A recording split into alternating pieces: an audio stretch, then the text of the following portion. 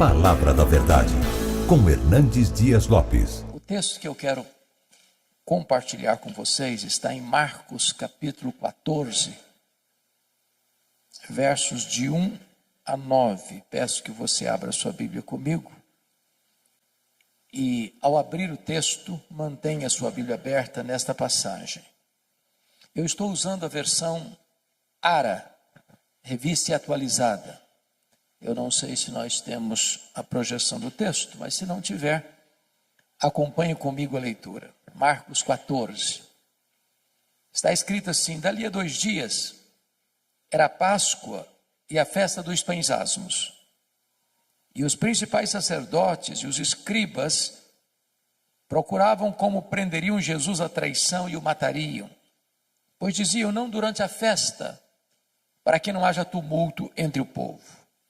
Estando ele, Jesus, em Betânia, reclinado à mesa, em casa de Simão o leproso, veio uma mulher trazendo um vaso de alabastro com preciosíssimo perfume de nardo puro. E quebrando o alabastro, derramou o bálsamo sobre a cabeça de Jesus.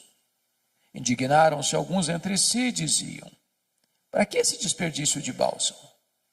Porque este perfume poderia ser vendido por mais de 300 denários e dar-se aos pobres. E murmuravam contra ela. Mas Jesus disse: deixai-a, por que a molestais? Ela praticou boa ação para comigo. Porque os pobres sempre os tendes convosco, e quando quiserdes, podeis fazer-lhes bem, mas a mim nem sempre me tendes. Ela fez o que pôde. Antecipou-se a ungir-me para a sepultura. Em verdade vos digo, onde for pregado em todo o mundo o evangelho, será também contado o que ela fez para a memória sua. Amém. Bom, o contexto desta passagem está meridianamente claro. Trata-se de 2 dias antes da Páscoa. A Páscoa era a maior festa dos judeus. Relembrava a libertação histórica dos escravos do Egito para a liberdade do povo de Deus. A Páscoa era a alegria dos judeus e ao mesmo tempo o terror dos romanos. Os romanos tinham medo de motim e de rebelião. E nesta época da Páscoa, a população de Jerusalém quintuplicava. E a preocupação era tamanha que o governador romano transferia todo o seu aparato militar de Cesareia Marítima, onde estava a sede do seu governo, para Jerusalém. Até mesmo o tetrarca da Galileia, Herodes Antipas, mudava o seu gabinete para Jerusalém durante essa festa. E está escrito que 2 dias antes dessa festa, as autoridades judaicas, os sacerdotes principais e os escribas tramavam, urdiam, conspiravam nos bastidores a prisão de Jesus à traição, para matá-lo depois da festa, quando o povo já tivesse ido embora, portanto longe dos holofotes. Mas é muito curioso que Mateus 26, texto paralelo deste, nos informa que 2 dias antes da Páscoa, foi Jesus quem disse para os seus discípulos que ele haveria de ser entregue nas mãos das autoridades judaicas. E aí você conclui que quando os homens tramam, urdem, conspiram, maquinam, pensando que eles estão no controle, eles estão apenas cumprindo uma agenda já estabelecida pelo próprio Deus. Quem tem as rédeas da história e controla o mundo, a história, a igreja e a sua e a minha vida, é o Senhor Deus, o Todo-Poderoso. Vale destacar que enquanto aqui em Jerusalém se trama a prisão e a morte de Jesus, ali bem perto, em Betânia, 10 quilômetros, uma família prepara uma festa para Jesus. E Jesus ainda hoje desperta sentimentos tão diversos. Ele é amado por uns, odiado por outros, adorado por uns, rechaçado por outros. É importante entender ainda que esse jantar que foi oferecido a Jesus em Betânia aconteceu na casa de um homem chamado Simão. E a Bíblia não dá o sobrenome dele, não dá nenhuma característica dele, a não ser levantar um adjetivo, um epíteto: Simão, o leproso. É óbvio que esse homem não era mais leproso, porque se o fosse, sequer poderia ficar em casa, muito menos oferecer um jantar e convidar pessoas para sua casa. Mas se esse homem não era mais leproso, e certamente não o era mesmo, por que Marcos registra que o jantar ocorreu na casa de Simão, o leproso, e não na casa de Simão, o ex-leproso? Para advertir-nos de um grande perigo, o perigo de rotular pessoas, o perigo de carimbar gente, porque rótulos ficam, mesmo quando eles não são mais necessários. O doente está curado, o cativo está liberto, o perdido está salvo, mas o rótulo ficou. Então não carimbe gente, porque Deus pode mudar a história delas. Também é digno de nota que quem se destaca nesse jantar é uma mulher. E nos evangelhos chamados sinóticos, Mateus, Marcos e Lucas, que relatam esse episódio, embora Lucas passa de raspão, essa mulher é incógnita, essa mulher não tem nome, ela é anônima. Porém, em João 12, texto paralelo deste, essa mulher tem nome, essa mulher é Maria, irmã de Marta e de Lázaro. E ela tem uma biografia belíssima, porque ela só aparece 3 vezes na Bíblia. E nas 3 vezes que Maria aparece nos registros bíblicos, ela está no topo do mundo, aos pés de Jesus. Porque não há lugar mais alto no mundo do que aos pés de Jesus. A primeira vez que ela aparece, lá em Lucas 10, ela está aos pés de Jesus para aprender. E a maior e melhor academia do mundo é assentarmos-nos aos pés de Jesus. Porque ele não é um alfaiate do efêmero, ele é o escultor do eterno, ele é o mestre dos mestres, ele é o Senhor dos senhores. A segunda vez que Maria aparece na Bíblia, está lá em João 11, e ela mais uma vez está aos pés de Jesus, agora para chorar, ensinando-nos que aos pés de Jesus é onde encontramos a mais rica fonte de consolo para o nosso coração machucado e ferido.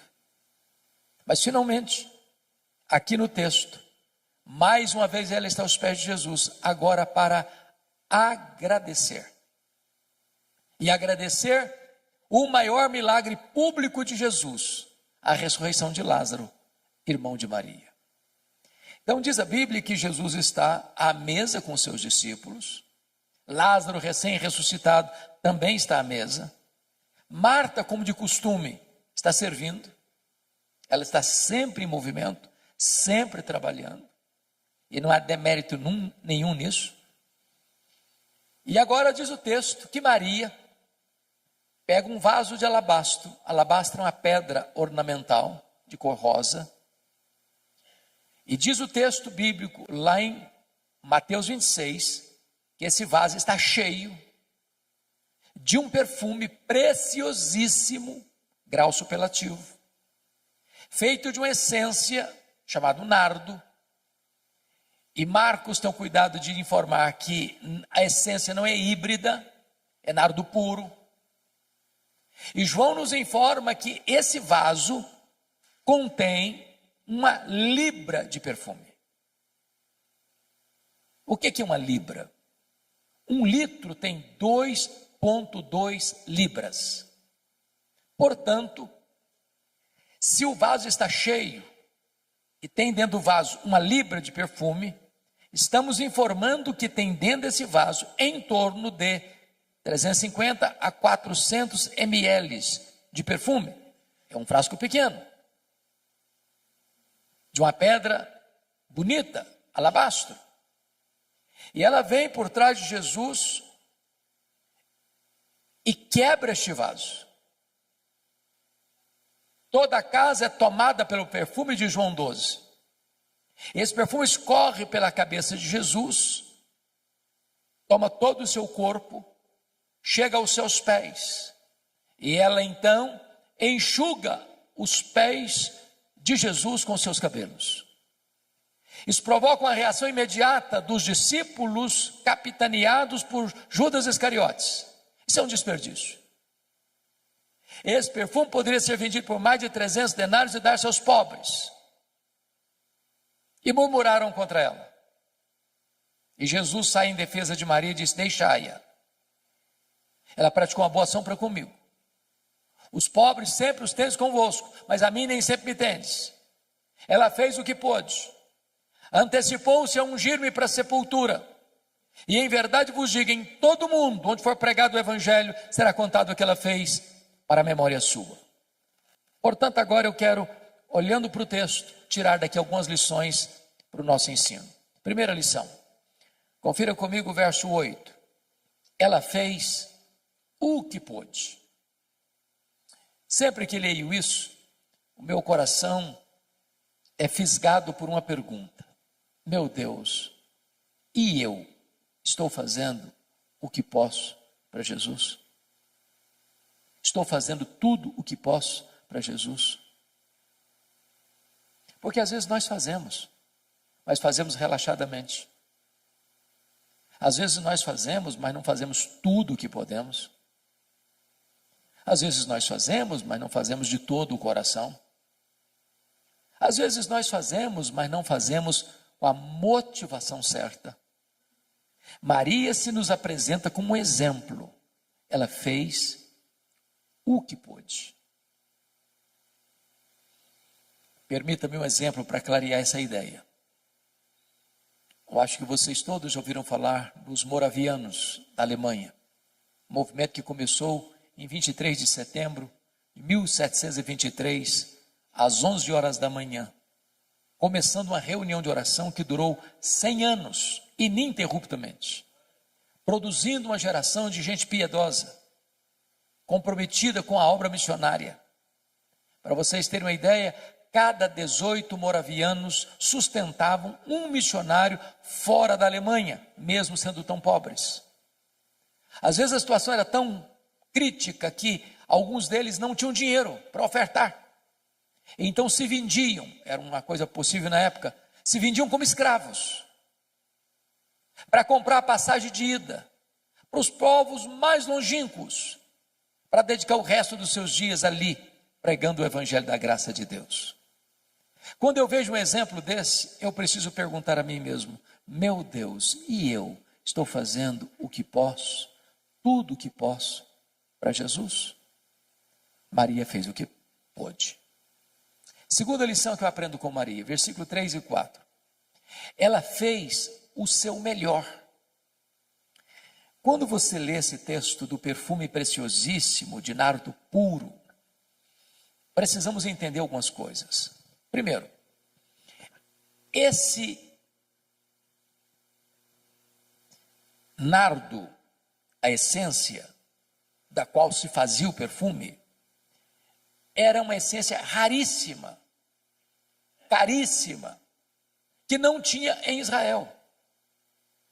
O nardo só era encontrado nas cordilheiras do Himalaia, de um arbusto seco, moído e transportado em lombos de camelos. Esse perfume não era encontrado numa loja de perfumaria. Ele era comprado pouco a pouco, gota a gota, grama a grama, ml por ml, ia sendo acondicionado nesse vaso de pedra. O perfume era tão precioso que Judas, que era tesoureiro e entendia de finanças, avaliou o perfume em mais de 300 denários. Agora vamos entender isso. O frasco tinha pouco mais de 300 ml. 300 ml. Então, estou afirmando que cada ml valia um denário. Mas o que era um denário? O denário era a moeda de pagamento de um trabalhador durante um dia. Agora, pense comigo o que uma pessoa trabalha um dia inteiro e ao final do dia ir comprar uma gota 1 ml de perfume? Agora, pense comigo. Quando você tem um bom perfume, eu sei que vocês têm e gostam, e eu também. Como é que nós usamos? Porque um bom perfume é caro. Usamos cuidadosamente. Só um pouquinho. Em ocasiões especiais. E falamos para nós mesmos, esse perfume tem que durar pelo menos 1 ano.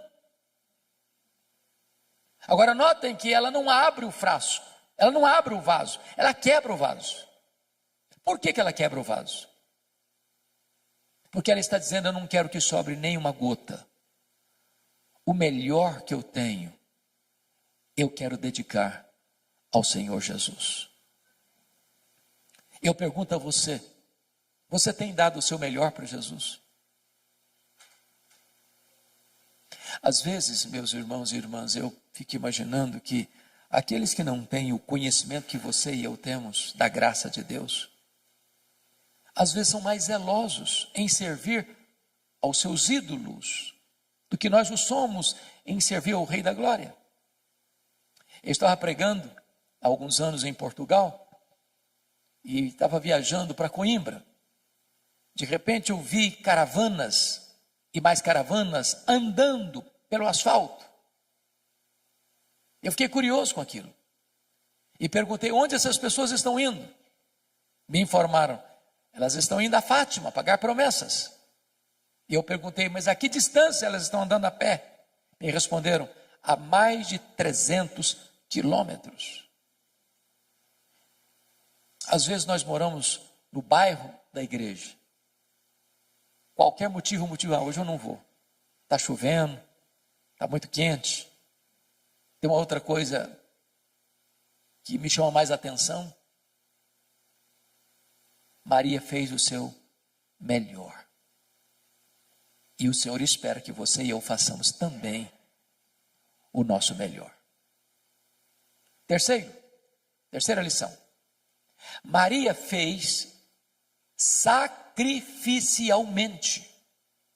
Eu confesso a vocês que esse texto não pode ser plenamente entendido dentro da cultura ocidental. Porque nem você nem eu jamais vimos e talvez jamais veremos uma pessoa trabalhar 1 ano inteiro para comprar um frasco de perfume. 300 denários era o salário de um trabalhador durante 1 ano inteiro. Nós nunca vimos isso. Ninguém faz isso. Mas na cultura judaica, quando a menina fazia a transição de menina para moça, o que é tão rápido, ela começava a comprar gota a gota, grama a grama, ml a ml, esse perfume, acondicionando-o nesse frasco de alabastro para o dia mais sonhado e desejado da sua vida, o dia do seu casamento, o dia das suas núpcias. Quando ela quebra aquele vaso e derrama todo aquele perfume sobre a cabeça de Jesus, ela está dizendo, eu vou fazer uma oferta, não apenas do que eu tenho de melhor, mas uma oferta sacrificial. Porque às vezes nós entregamos o que não nos faz falta, o que é sobra, o que não nos custa nada. Mas a oferta de Maria é uma oferta sacrificial. Maria está me ensinando aqui o que significa generosidade. E li um livro recentemente sobre generosidade que me marcou muito, exatamente por causa da ilustração que o autor conta na introdução do livro, perguntando assim, você quer aprender a ser uma pessoa generosa? Porque generosidade, irmãos, é um aprendizado.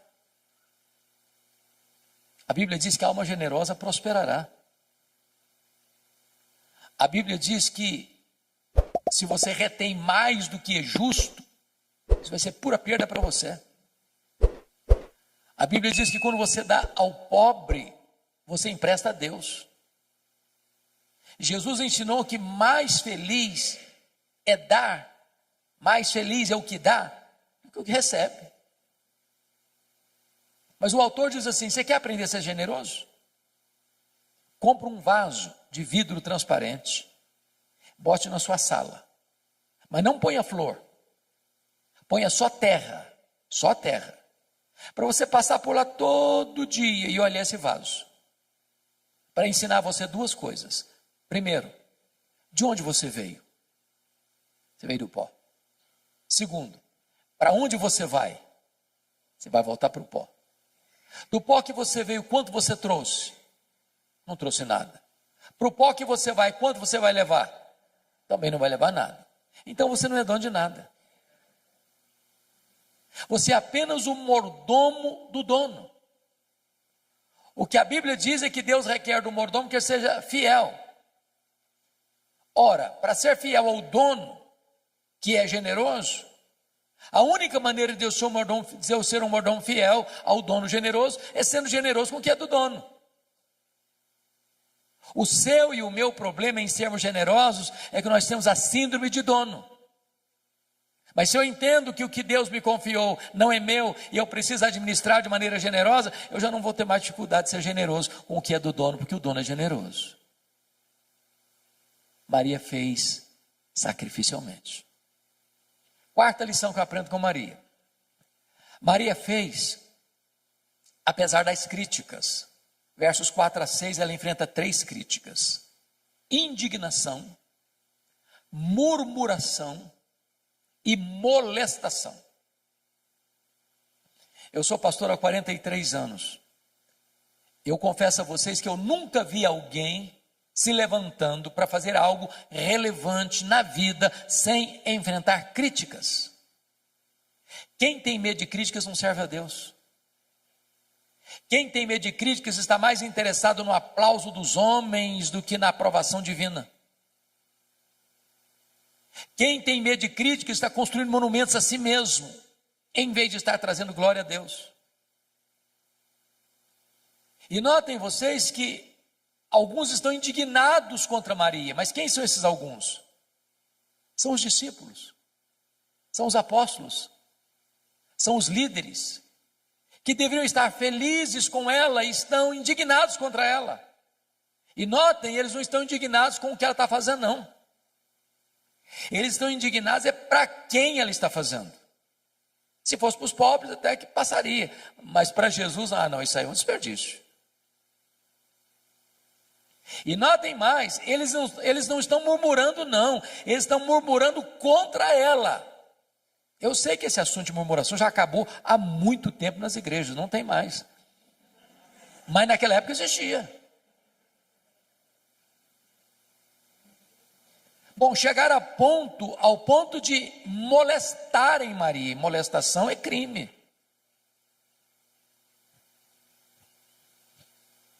O que é curioso é que quem, conforme João 12, lidera o discurso de desperdício foi Judas Iscariotes.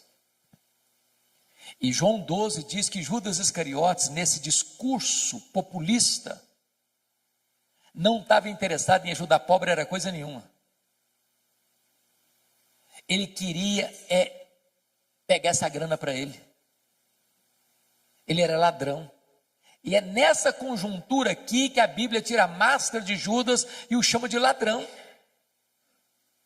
E quando você lê os evangelhos, é dessa cena aqui que ele sai nas caladas da noite para ir lá em Jerusalém e vender Jesus por 30 moedas de prata.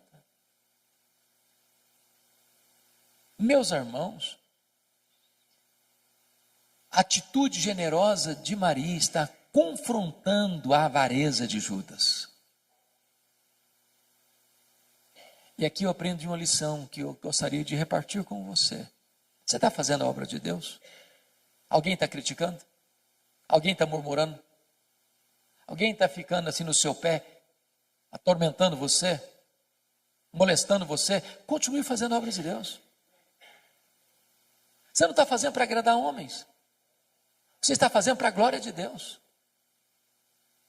Porque tem crentes, eu sei que não tem ninguém assim aqui, mas tem crente cristal, porcelana, hipersensível.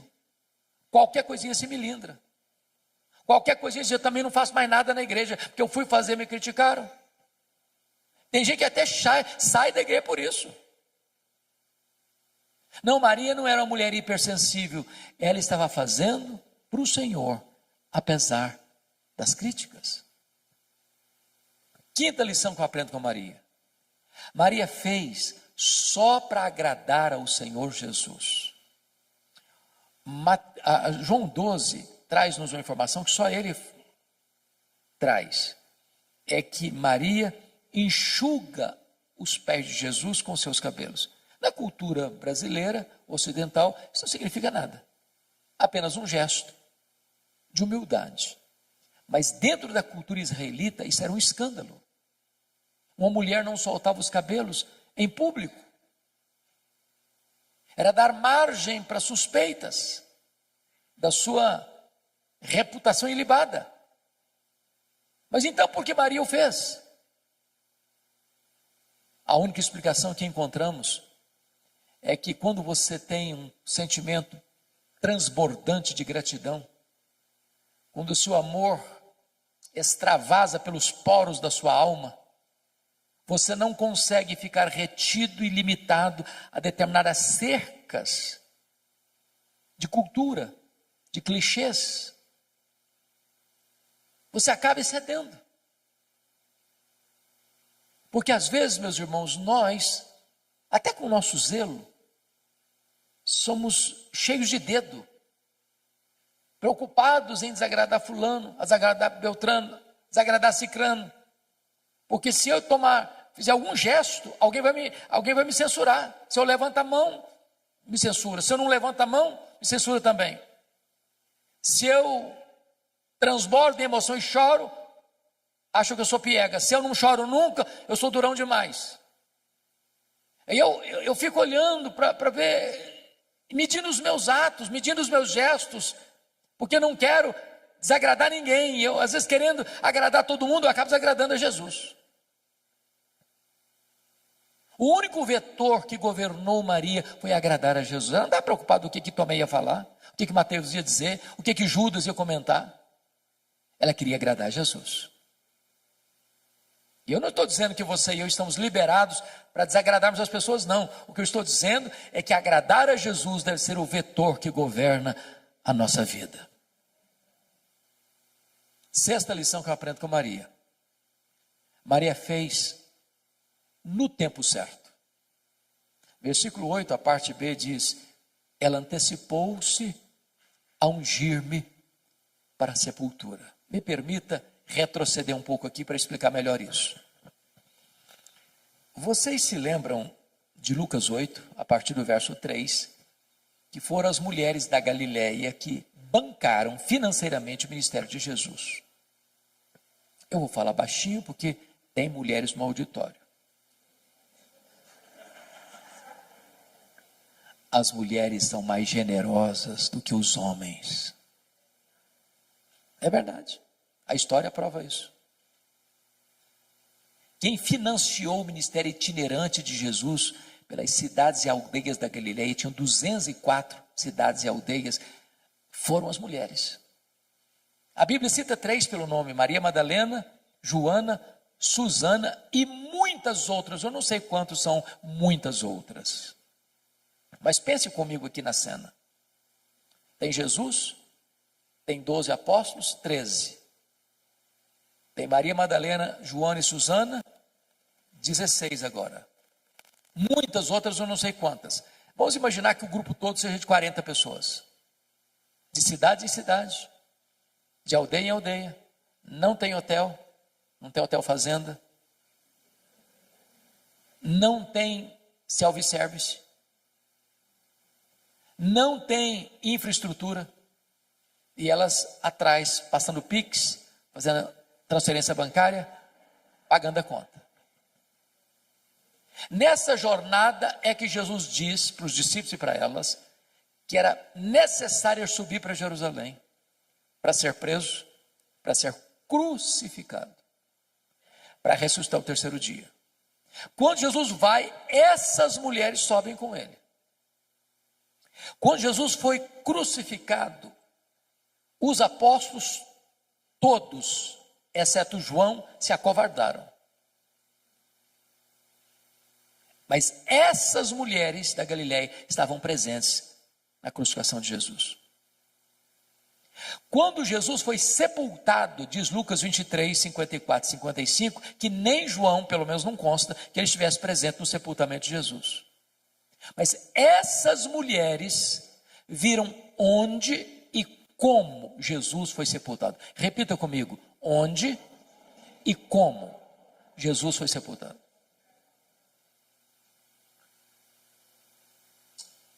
Agora vamos entender um pouco melhor. Que horas Jesus morreu na cruz na sexta-feira? 3 horas da tarde. 3 horas da tarde. Hora nona. Que horas ele foi sepultado? A Bíblia não consta. Mas tinha que ser antes de começar o sábado. Então encerrava sexta-feira, 6 da tarde, começava o sábado. Parava tudo. Agora, vamos pensar de novo comigo aqui, me acompanha o raciocínio. Então, entre a morte e o sepultamento, quanto tempo disponível se tem? 3 horas. Bom, morreu, ninguém tem autoridade de tirar o corpo da cruz. Só o governador pode autorizar. Ele foi crucificado fora dos portões. O governador está lá dentro dos portões, na fortaleza de Antônia. Também não adianta ter qualquer um lá que não vai nem receber, tem que ter alguém com trânsito. Então escolhem José de Arimateia. Ele chega lá no governador e diz: ó, governador, eu queria pedir permissão para sepultar o Jesus Nazareno, porque eu tenho uma sepultura nova que nunca foi usada, e eu vou emprestar para sepultar o Jesus Nazareno. O governador deve estar falando assim: não deu prazo para morrer não. E demora. E demora muito. Tem gente que fica um dia inteiro aí. Não, mas morreu. Não morreu. Mas morreu sim, senhor. Não, eu só acredito se o centurião vier aqui me falar que morreu. Não tinha telefone celular. Tive que ir lá chamar o centurião. Trazer o centurião aqui. Ah, morreu sim, senhor. Então tem que fazer um documento. Agora tem que ir lá no mercado comprar lençóis. Mas tem que ir numa outra loja comprar perfumes. Agora tem que tirar o corpo da cruz, agora tem que limpar o corpo, agora tem que colocar perfume no corpo, agora tem que enrolar o corpo no lençol, agora tem que tirar daqui e levar para o túmulo, mas o túmulo é novo, nunca foi usado, tem uma pedra imensa para rolar, tem que rolar a pedra, tem que botar o corpo, tem que rolar a pedra de novo. Muito pouco tempo. E as mulheres estão lá de butuca, olhando onde e como Jesus foi sepultado. Eu não sei, a Bíblia não deixa isso tão claro, mas a compreensão que eu entendo, que eu tenho, é que logo que terminou o sábado, que hora que terminou o sábado? Sábado, 6 da tarde. Elas correm no mercado para comprar o quê? Perfumes. E por quê? Por quê? Meu entendimento é que mulher não gosta de nada mal feito. Elas estão olhando, estão observando. Pensaram assim: esse serviço que fizeram ficou mal feito. Quando terminar o sábado, nós vamos voltar e vamos fazer esse serviço direito. Quem está voltando no túmulo não são os apóstolos, estão trancados com medo, acovardados. Quem bota a cara na rua, num ambiente hostil, são as mulheres da Galileia. Quando elas chegam, uma surpresa: a pedra está rolada. Quando elas entram, outra surpresa: o túmulo está vazio.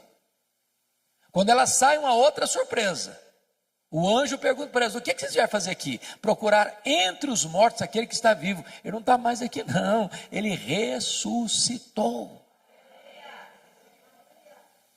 O que o anjo está dizendo para essas mulheres? Vocês fizeram muita coisa para Jesus, mas uma coisa vocês não fizeram. Vocês não anteciparam a ungir o corpo dele para a sepultura. Agora ele não precisa mais.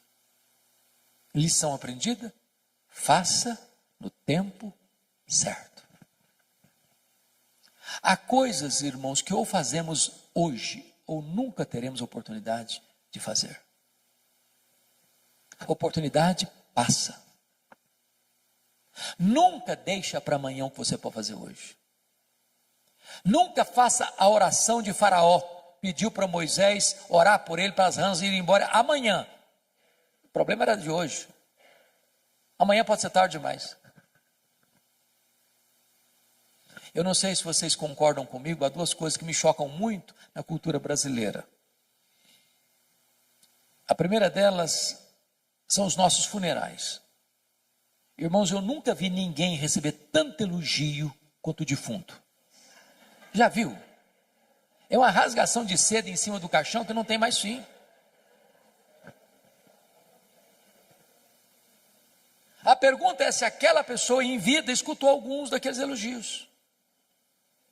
Porque um defunto não fica feliz por você elogiá-lo. E ele nem se levanta do caixão para lhe dar um abraço. E se levantar, você corre também. Então não espere a pessoa morrer para elogiar. Que tem crente assim, muito espiritual, que diz, não, mas esse negócio de elogiar é um perigo, a pessoa vai ficar vaidosa. O que a Bíblia proíbe é hipocrisia. Mas um elogio sério, sincero, oportuno, é um bálsamo. A segunda coisa que me choca na nossa cultura é que defunto recebe mais flores do que vivos. Faz sentido isso? Não faz sentido, gente. Eu fui num funeral certa feita e contei 86 coroas de flores. Contrataram um caminhãozão para levar as flores, um caminhãozinho desse tamanhozinho para levar o defunto.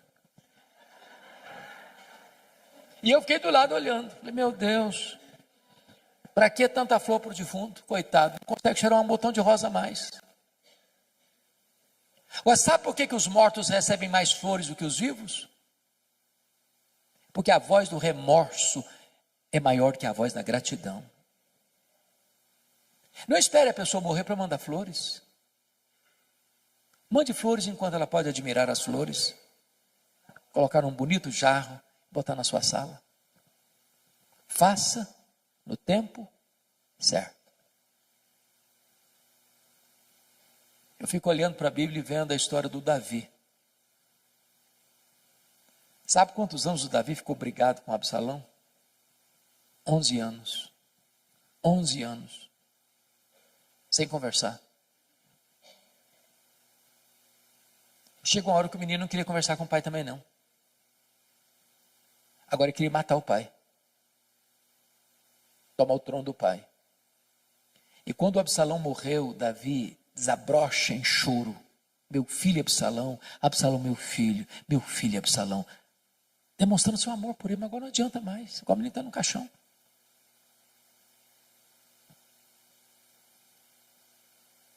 Não espere para amanhã. Faça hoje, enquanto é tempo.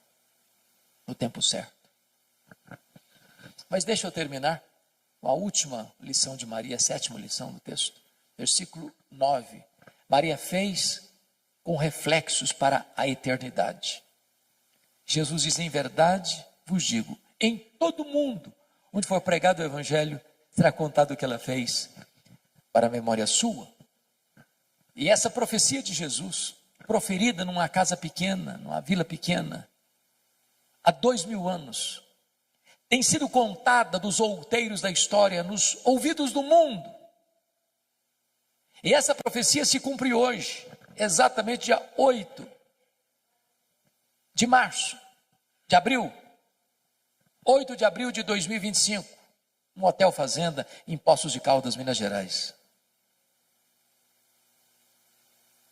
A grande pergunta desse texto é o que é que você e eu estamos fazendo hoje que vai reverberar nas futuras gerações? Que marcas nós vamos deixar? Que legado nós vamos deixar para as futuras gerações? Eu não sei se você pensa nisso, de vez em quando eu penso. Qual vai ser a frase que eles vão botar naquela plaquinha de mármore branco que fica em cima da sepultura? Se Jesus não voltar antes, depois de 50 anos que nós tivermos partido e alguém passar lá e espanar a poeira, será que a nossa vida vai impactar alguém ainda? Nós estamos vivendo uma geração egoísta, narcisista, consumista, materialista. Nas palavras de A.W. Tozer, estamos vivendo uma geração que está olhando para o seu próprio umbigo.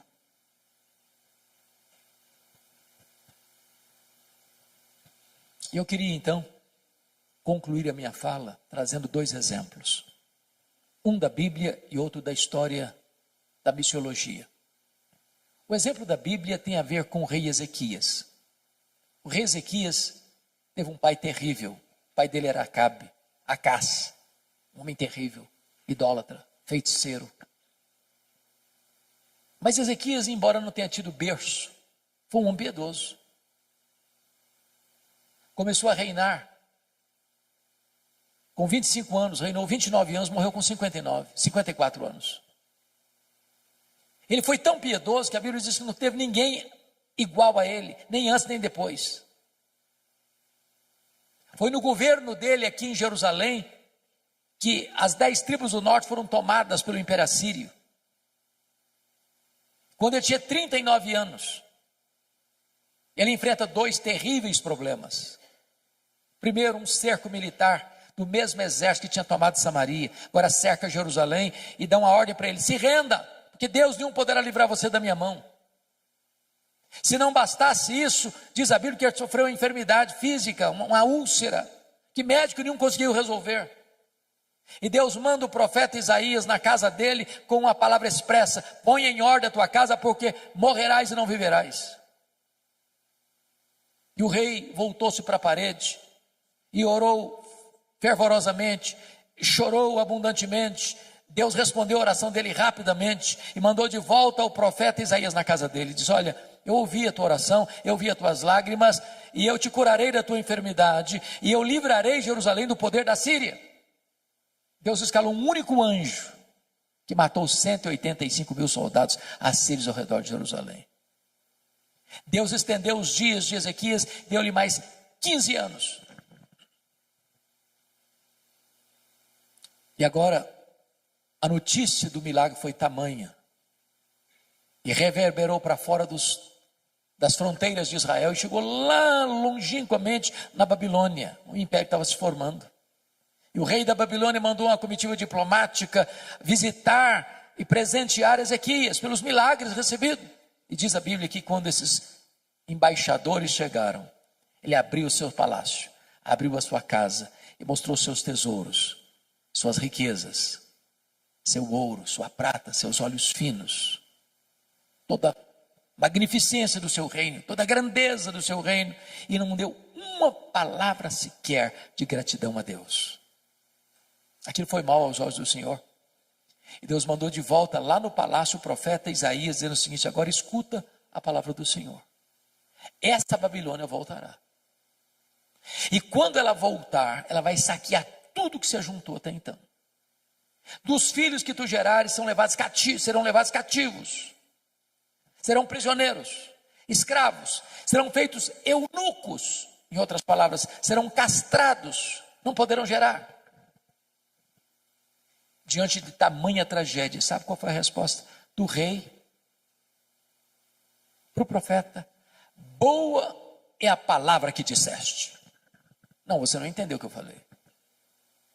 Estou falando que a Babilônia vai saquear tudo, que os filhos vão ser escravos, que vão ser castrados. Você vem me dizer que boa essa palavra, você está ficando louco. Aí ele pensou, aí ele não falou não. Boa é essa palavra, porque pelo menos eu terei paz nos meus dias. Sabe o que ele está dizendo?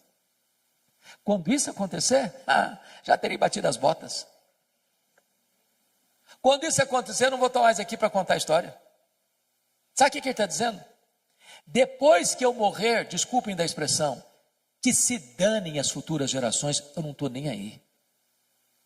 É lamentável. É lamentável. Meus irmãos, se vocês olharem para a história, é possível que uma igreja se perca em 3 gerações. A geração que saiu do Egito morreu no deserto. A geração que nasceu no deserto entrou na terra prometida. A geração que nasceu na terra prometida não conhecia Deus mais. Você olha para a Europa hoje, você visita a Europa hoje, as igrejas estão vazias. Em algumas cabecinhas brancas. Mas as crianças e os jovens não estão mais.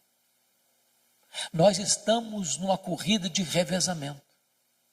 Se nós não passarmos o bastão da fé, o bastão do evangelho para os nossos filhos, para os nossos netos, as futuras gerações podem estar completamente apáticas ao evangelho.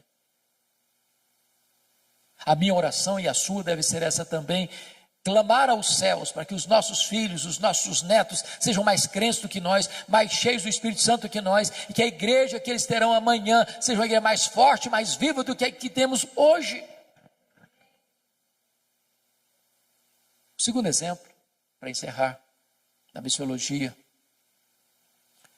é um missionário que foi usado poderosamente por Deus na África. Esse missionário é David Livingstone, e ele se dedicou a servir a Deus na África. Ele trabalhou na África, ele foi atacado por um leão na África, e ele continuou na África, ele adoeceu na África e morreu na África. Quando ele morreu, os ingleses foram para lá, para pegar o corpo dele e levar o corpo dele para a Inglaterra e sepultá-lo na Inglaterra. Os africanos disseram assim: vocês podem até levar o corpo dele, mas o coração dele vocês não vão levar. Ele amou a África e o coração dele vai ser sepultado na África. O que fizeram? Abriram o peito dele, arrancaram o coração dele e sepultaram o coração dele na África. Quando você vai a Malawi, lá tem uma catedral de chão batido e uma placa de bronze na parede, para a glória de Deus e em memória de David Livingstone. Levaram o corpo dele para Londres, sepultaram na abadia de Westminster, onde estão sepultados os reis e os nobres da Inglaterra, e lá tem uma plaquinha de bronze, para a glória de Deus e em memória de David Livingstone. A minha oração, queridos, é que você e eu possamos viver de tal maneira que a nossa vida reflita a glória de Deus.